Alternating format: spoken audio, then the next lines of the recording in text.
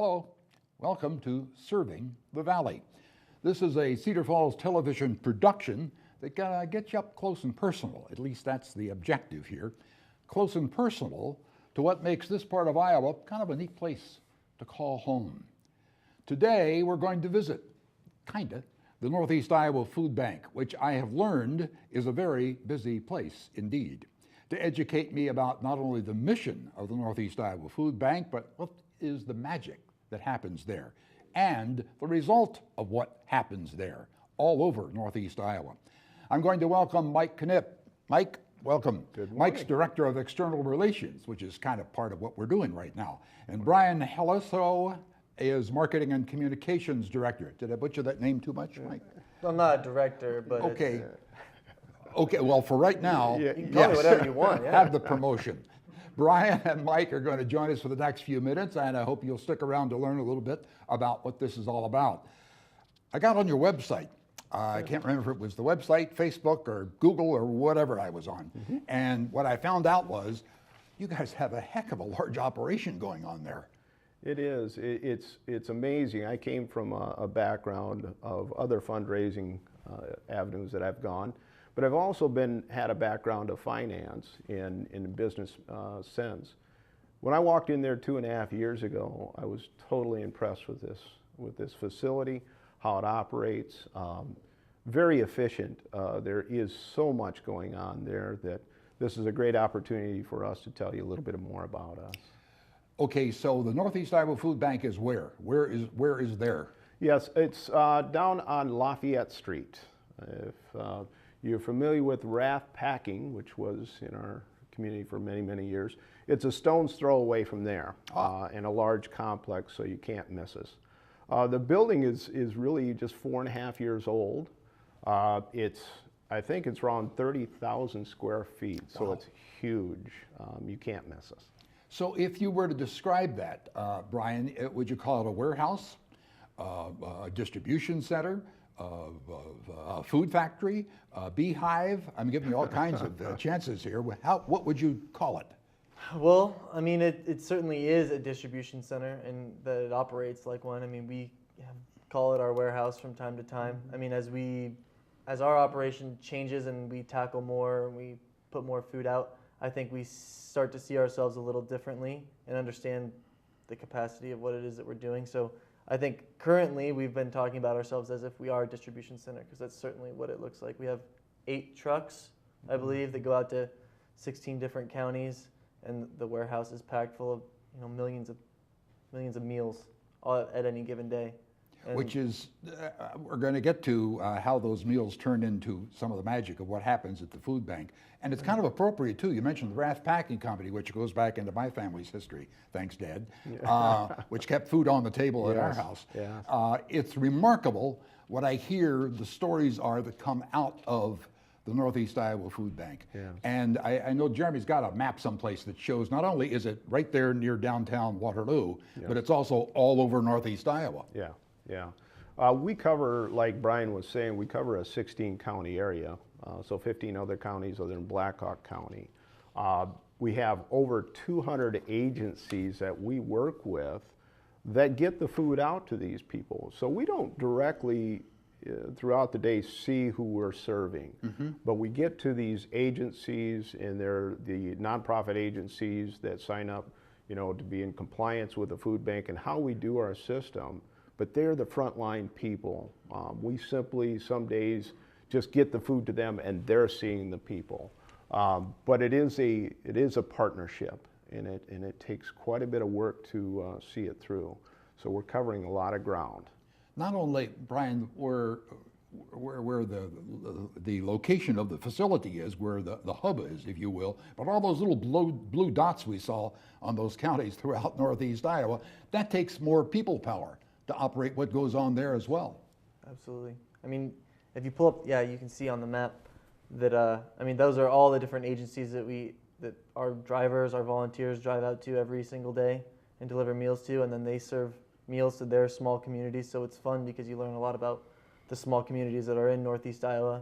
Some of the smaller ones, some of the bigger ones, some new ones that are popping up I think we just started a new one, and think that was New Hampton area that, what happens is, Roy, in those areas, like Brian was alluding to as well, is first, we have to have a lot of volunteers to do what we do. And talking about all these agencies, we estimate there's over 10,000 volunteers in a year's time, which is tremendous. And that's how this really works.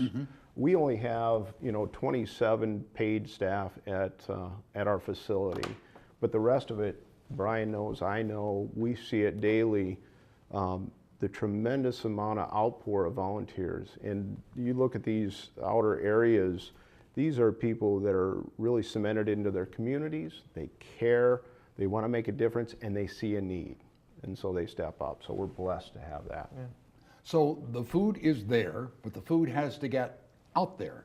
And I've heard the term drivers being used, so there's one particular area. Sure. What else goes on when the lights are on and the food is on the move? How does it move? Okay. Logistically, which is in Black Hawk County itself, we have a lot of our nonprofit agencies that just come to our facility and get food. Okay. Okay.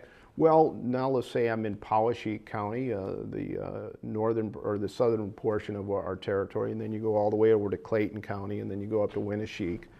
How does that work? Well, then these agencies have the opportunity to look on a computer to see what we have in stock. Because daily we're getting food in, we're rotating it in, and we're pushing it back out. So they're able to get on our website where they can see what we have in stock, order it, and then our guys, our staff in the food bank here in Waterloo puts it together for that next day to be transported. We travel estimated about 8,000 to 10,000 miles a month with our trucks. So now all of a sudden, how do you get it to all these volunteers? Well, let's use the backpack program. Roy is one of our 8 programs that we have. We rely on schools and their staff to get these backpacks, these bags of food into the backpacks. So they have a whole system of people that volunteer for that. Our mobile pantries, we have blessed people that maybe one person out of the 100 that they have helping there, or 50 that they have helping, is a paid staff. They organize how the food is going to be distributed. So it's quite a network, and it's working very well for us. So we've got the food, but where did that food come from? Good question. Good question. I'll keep going. Okay. The food can come from a variety of sources. We are connected to Feeding America, and many people have maybe heard that phrase, yes. Feeding America. They're based out of Chicago, and I always describe it as our big brother or big sister. They oversee food banks.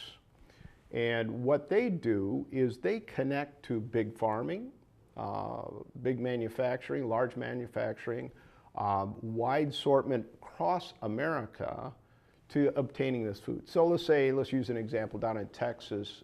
We get a lot of produce from Texas. Really? Yes, quite a bit from there. And then also a distributing center up in Minnesota, we get some of those produce. But what we do, what Feeding America has set up for us is that connection to big farming down in Texas. Sure. Now all of a sudden we'll get from Feeding America, hey, we've got truckloads of watermelon. Do you want these?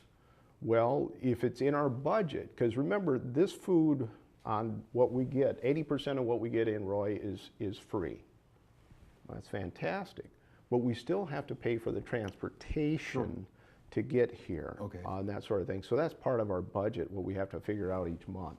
So we get out there and according our budget, yes, we'll take those 2 truckloads of watermelon, we'll take those oranges, we'll take those, whatever that is, as long as it fits into our budget and our needs and that sort of thing.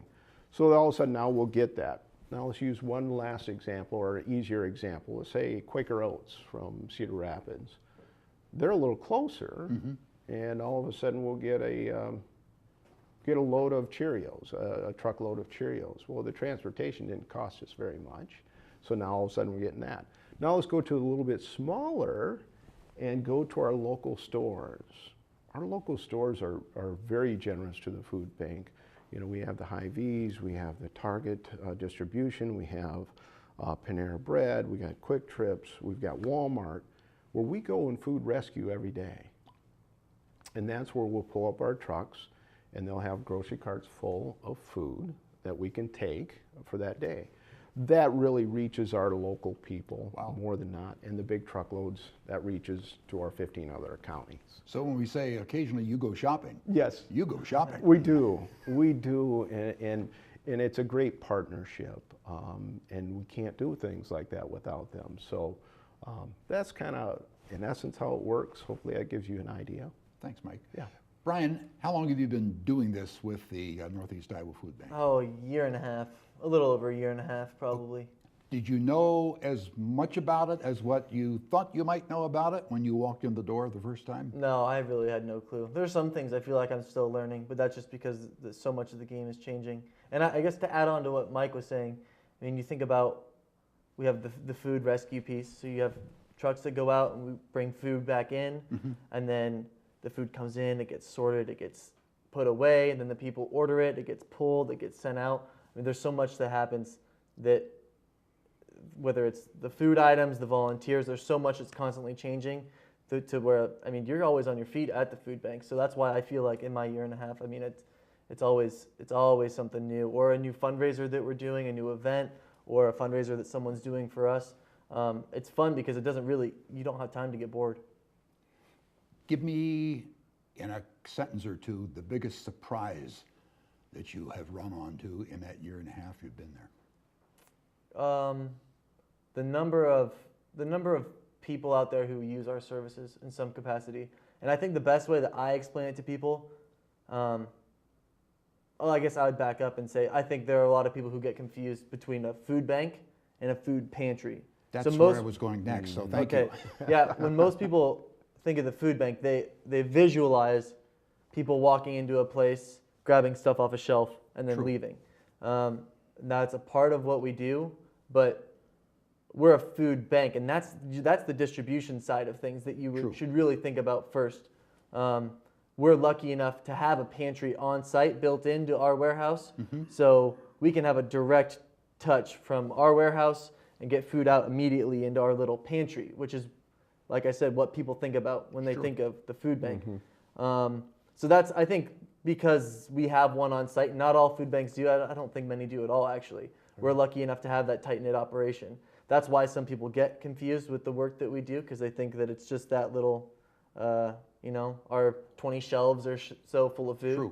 But it is really much bigger than that. So one thing that surprised me that I had to learn to ask myself and has really made me appreciate, and I still probably don't appreciate entirely the amount of work that gets done there thanks to the staff and the volunteers, is that when I see a program or hear of an organization or a nonprofit out there that's doing work, and I'm like, how did you do that? Like, because it's hard enough to run a business or a nonprofit. Everything takes money or something of some sorts. And we have so many different programs that it all requires some, people, money, food. But I always like to ask when I hear about these things going on and remind people to ask, like, where did the food come from? Because usually a lot of these programs, nonprofits, anything that you think of, it has to involve food in some capacity, because most nonprofits, all nonprofits, serve clients, and usually they're clients who need some sort of help. And food is usually some kind of help that people need. And so I always like to tell people, when you hear of a nonprofit, when you see a nonprofit, just ask yourself, or ask them if you have the opportunity, so where's this food come from? Because serving people, one of the most basic things that you can do to serve someone is to feed them. I mean, that's been the way it is for hundreds of thousands of years, even. So that's what's really surprised me is how many people and organizations that we serve, and how much it really touches their lives. It's really fun to hear those stories because, as Mike said, the operation, the warehouse itself, the largest piece of what we do, we don't necessarily talk to people on a day-to-day basis. But having our own pantry on site kind of gives us a good look into the human side and the stories that we get to hear. And so that's very motivating. And I don't know what it would be like if we didn't have that opportunity. So that helps quite a bit. Now, if we were taking phone calls, and by the way, we don't, but if we were, one question I'm sure that would come in is, if I have food and I need to get it to somebody, and I wanted to get it to what it is you're doing, and there was a particular item that you are continually running low on, what may, or one or two or three of those items, what's the big need? Well, I always tell this on my tours when I take people through the facility. I show them the pantry that we've talked about a couple times, and I always stop at the peanut butter.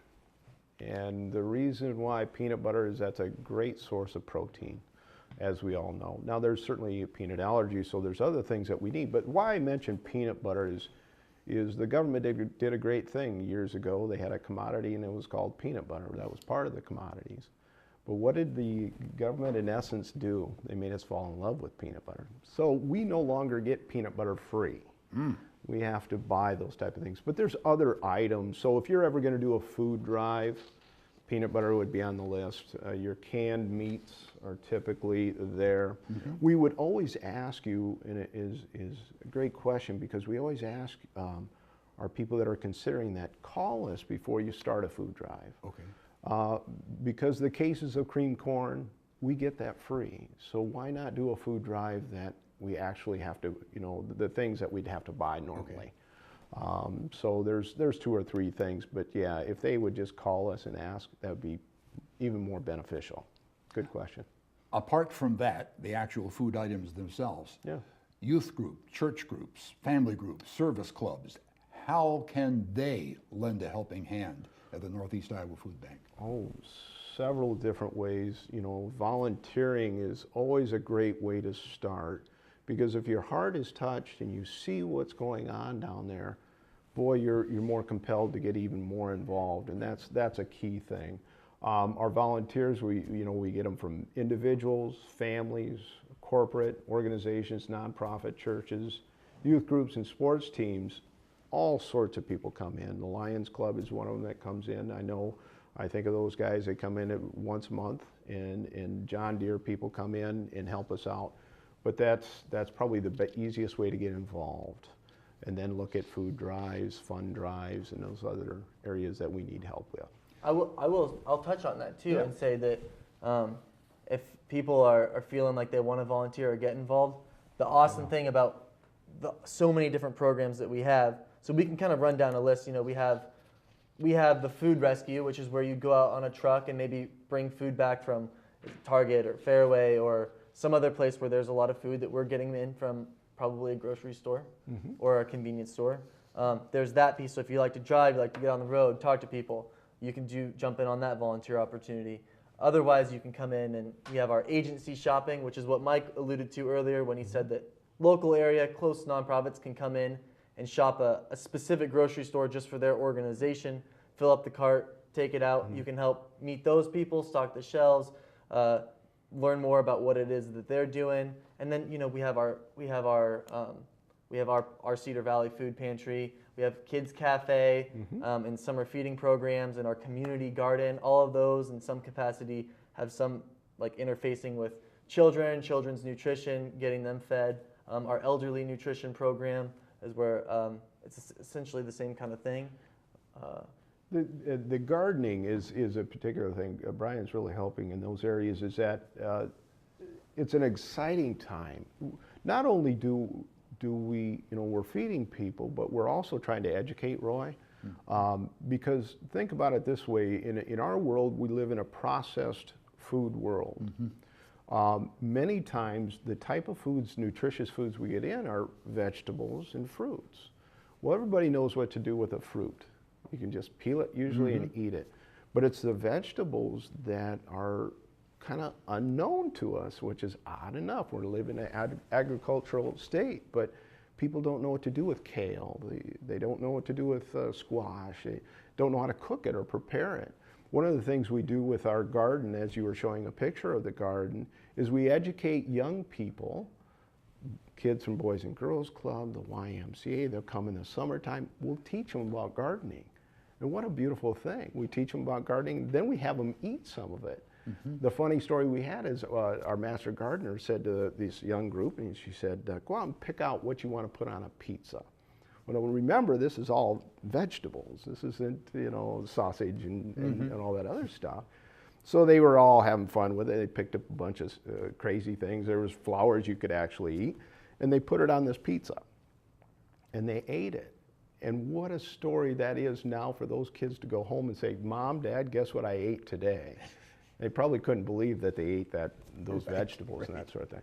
But the gardening is an awesome way to come in and volunteer and to learn a little bit more about gardening, as those things are, no pun intended, cropping up all over the place. Yeah. Thinking back, and I mentioned this every time we do one of these programs, at the time we are preparing this, we're all jumping up and down because someone finally discovered spring. Yeah. And some of that gardening is actually beginning to almost take place. Yes, yes. A favorite story, Brian, that you have of what takes place both in and around what happens with the Northeast Iowa Food Bank? A favorite story. Yes. Well, I one that's kind of that's a good story that Mike gave about, children coming in and getting to enjoy, the benefits of the garden and everything. But one that I can't forget. We were really short on volunteers one day last year, and that, when you rely on people to come in and volunteer, things can go really, really well, and then sometimes, you have 5 people call in sick and say, hey, we can't volunteer. So last year, Mike and I were probably the only ones in the office, and all of our volunteers called in sick, most of them.